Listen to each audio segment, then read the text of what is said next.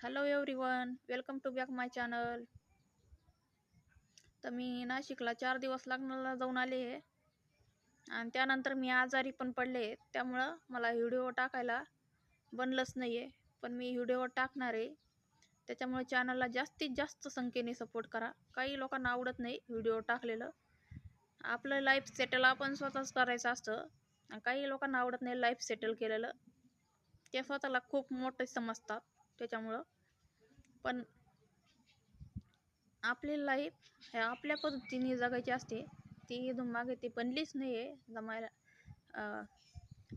बनलंच नाही मला आपल्या पद्धतीने जगायला.